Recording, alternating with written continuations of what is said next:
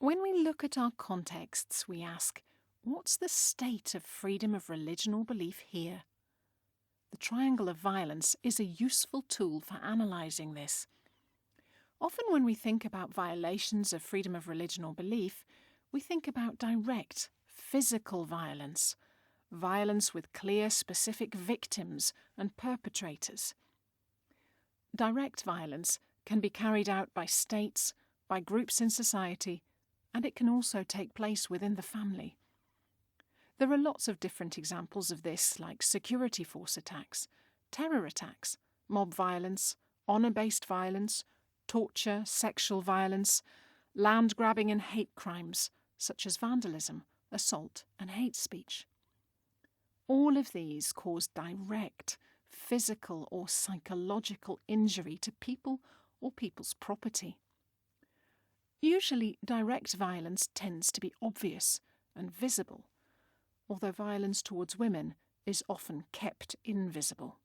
So when we do a freedom of religion or belief context analysis, we ask, are there any examples of direct violence related to religion or belief in my context? Direct violence is actually only a small part of the triangle of violence. A much larger part is made up of structural violence. Structural violence is the harm done to people by injustice and discrimination in society, leading to the denial of their basic rights.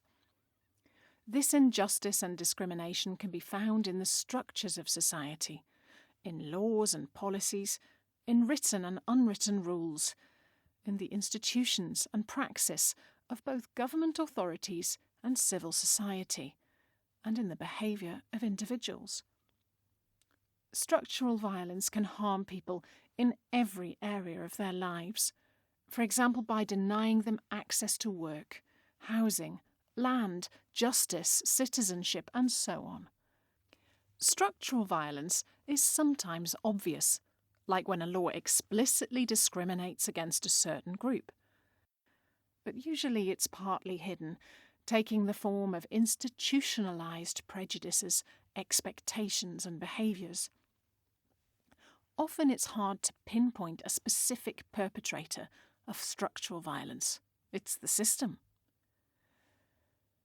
People are often affected by structural injustice for more than one reason.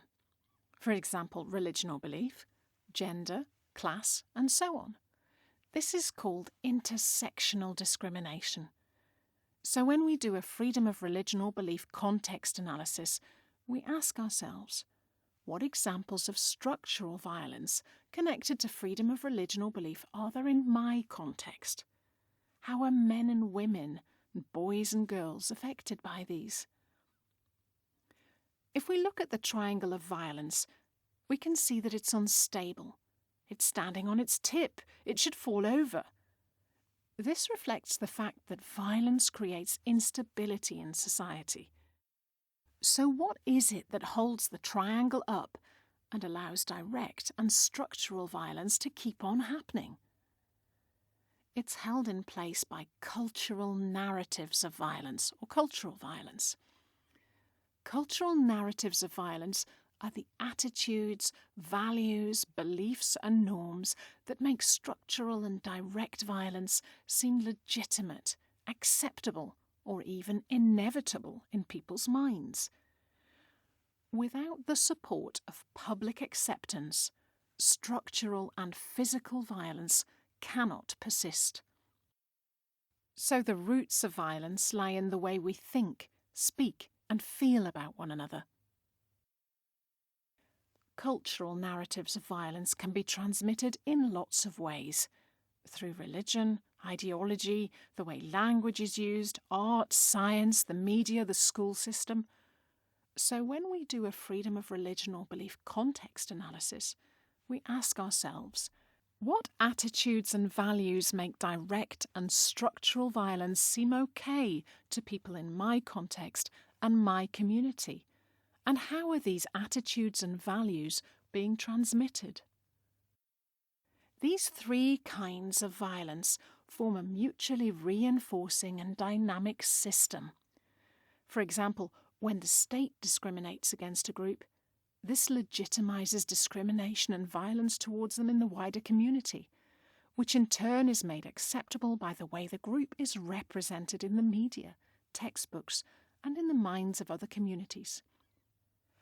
Once we've identified these 3 types of violence and created a triangle for our context, we can look at it and think about which of these issues we can work to change.